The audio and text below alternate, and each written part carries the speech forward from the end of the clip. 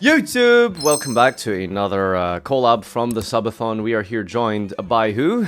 Solemn. I'm a competitive Vanguard player, but I'm also a content creator for both Vanguard and Yu-Gi-Oh! So, what are we going to be doing today? We're going to be rating Vanguard cards, and because we're running out of time, I'm not even explaining the rules, so sure. I'm going to read these cards and I'm going to decide if they're good or not, and then you have to tell me if I'm right. Alright, this is Unfading Ship, Immortal Galleon. Alright, so this is a grade for... Oh yeah, this is the new plunder ship. They made it in Vanguard instead. When this unit is placed, choose up to 5 cards from your drop zone. Call them to separate R. R is basically monster zones. Sorry, you can just revive 5 monsters from your grave? Yes. And buff them with plus 10,000? This is literally Return from the Different Dimension on legs. Or rather, what would be the equivalent? Soul Charge on legs, but you get a battle phase? I'm gonna say that this card is really good. Really, really good. This is very mediocre. What? How? Summoning 5 guys from the grave? This is mediocre. Next card. Okay. Light Elemental Honoli. Yes. So it's all rear guards can attack the Vanguard in the 5th or more battle of that turn unless something is paid. You must pay when you attack. All rear guards cannot attack the Vanguard in the 5th or more battle of that turn. So unless you're swarming the field with like 20 monsters, that just seems a bit useless. When this unit is placed on R, choose a face-up card in your damage zone and turn it face down. Unless, is there a reason you want to book your own monster, kind of? It's not booking yourself, it's booking damage. But again, we didn't explain the rules, but let's just say you pay a little tax to place this, and then both players need to start paying taxes on their 5th or more attack. This card is from all clans and nations. Oh, wow. Really... got a diverse rabbit here, that's good. Light Elemental Honoli has 6,000 power, so I mean, I don't know how big the numbers in power scaling is, and I don't know if this is a big beater or not, but in terms of Yugioh, this is a beat stick.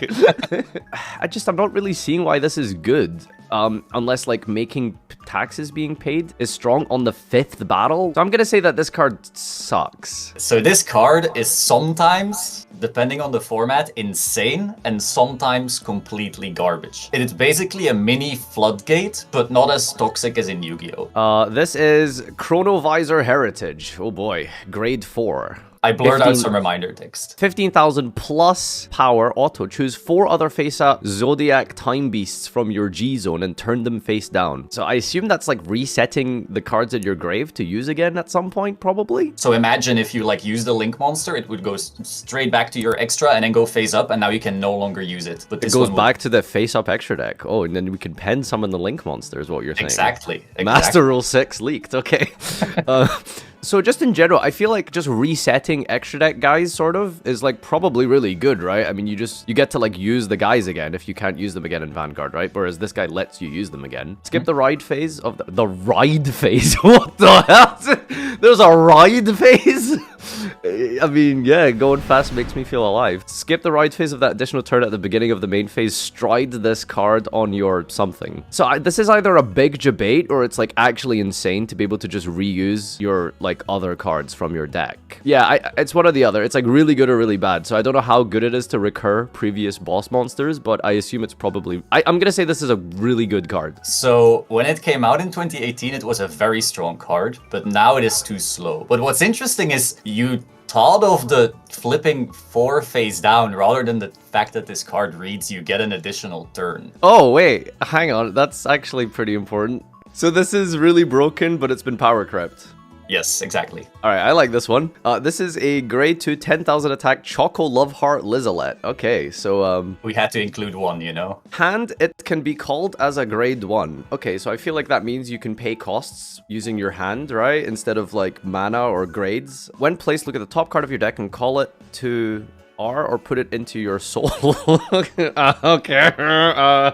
Interesting. Playing this turn 1 to be able to like look at the top card and call it or place it. I mean, isn't this just like tour guide basically? That seems kind of good. So I feel like this is probably bad.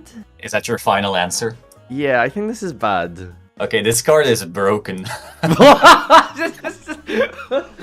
So it happens so quickly, and it is so high value from turn 1 that the second this card came out, you essentially got like a high value good stuff version of Bermuda, and ever since then this card has been ran at 4 in Bermuda Triangle. So I feel like this is one of the few cards in the deck that isn't a monster, right? This is a spell of sorts, I guess. Ingenious Tactics, Book of Strong Armor. Draw 3 and 3 of your front row units get plus 10,000 till the end of the turn. But it's grade 3, so I guess it's slow in that sense, but it is draw 3 and buff your field. So I'm gonna say that this is probably maybe one of the best orders? I don't know how fast the game is, but it's definitely not something you can do like turn 1, right? So, okay, I'm gonna say that this card sucks. So you're semi-right in the sense that this card has always sucked and been completely unplayable until a deck was able to cheat it out without paying the cost. Okay, so that makes sense, right? If you could just ignore the costs. All right. This is like the one Vanguard card I know because Twitch chat linked it to me like last year. Oh, damn. And I'm pretty sure they spoiled it. I think this card is absolutely broken. Yes.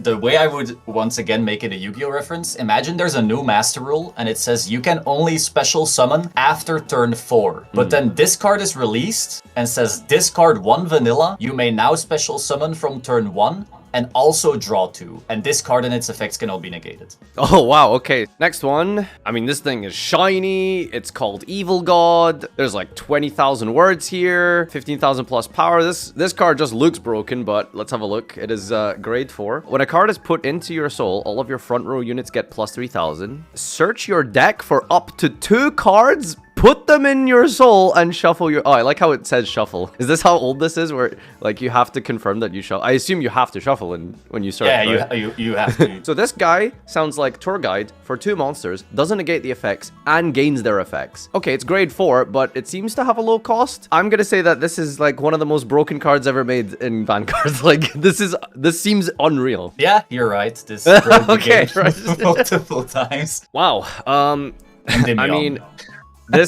half of this card is text, so if statistically this is just probably going to be good. Eradicator, Vowing, Saber Dragon, Reverse. Lock one of your rear guards. Your opponent chooses a card, each from their rear guard's hand, and drop and binds them. So what does that mean? I guess they just can't use those cards anymore? Mine is like the banish zone, basically. Oh, wow. This already seems really good, and he has more effects. When your opponent's normal unit is bound, other than from their deck during your turn, your opponent searches their deck for up to 1 card with the same card name as that bound card, banishes it, and then shuffles their deck and chooses one of your units and again. So I get to rip a card out of their hand and their deck, and I get buffed.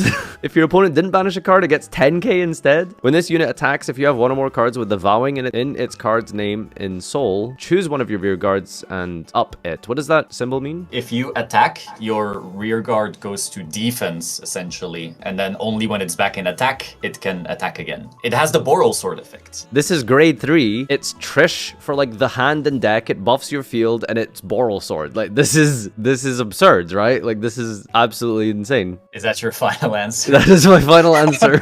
In the format it was designed for, it's pretty mid. What? How?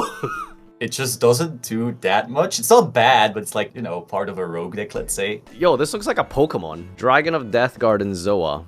When this unit is placed, you may pay the cost. If you do, draw a card, choose a card from your hand, call it, and until the end of the turn, this unit cannot be chosen by card effects, and its attack becomes 99999 constantly, and also when this unit deals damage to your opponent's Vanguard, your opponent loses. Okay, so we have a win condition here, which, you know, they can be debates. I can't really explain, but I just feel like a win condition is almost always gimmicky in any game, unless it's like just the meta, right? Like a specific like burn FTK. If I'm gonna cheat a little bit, I think based on the card quality, it just looks like someone scanned this. So I don't know if it's just a Google image thing and you just found a shit picture, but it looks like it's really old. So maybe it was insane like back in the day, but I'm gonna go with my gut and say that this is actually probably just bad. Yeah, you're basically right. This card is mediocre. All right, we're on the last card. Oh, I think I've like seen the artwork of this, and it's like a Vanguard space tour guide. I love it. If I could just arrest you, this turmoil would be quelled. Oh, wow, please arrest me. When this unit is placed on field, cost 1/1 card with Seraph in its name, your opponent chooses 2 cards, each from their hand, rear guards, and soul, and imprisons them in your prison. I assume that this is like a Seraph deck of sorts. I assume there's like a whole archetype of Seraph, right? Including her. Yeah. Yeah, just by herself in isolation, I guess it seems like kind of slow because it's grade 4 and it takes a while to like rack up those prisons. This seems like for the deck it's made is like really, really strong. I don't know if it's like broken, but it's like a very, very important piece or Seraphs. Yes, this card is really strong. It created the strongest deck the second it dropped for its given format, basically. Wow, that good, huh? So through this whole thing, have you showed me any of like the most broken card in Vanguard at all? Like, have I seen like the most broken card? Yeah, probably Zarzan. It was the little blue. Oh, the little blue dude. Yes. Oh, this is one of the best cards ever made. Like it could be the best card. Yeah, I would argue this is the best card ever made. All right, Maxim, thank you so much for doing this for me. This was way more interesting and fun than I thought it would be. How would you like to be plugged and give yourself a shout out? Go subscribe to Solemn Yugioh and Solemn Vanguard, I guess. I'll leave his socials in the description for YouTube viewers. And yeah, thanks for joining me, dude. Take care.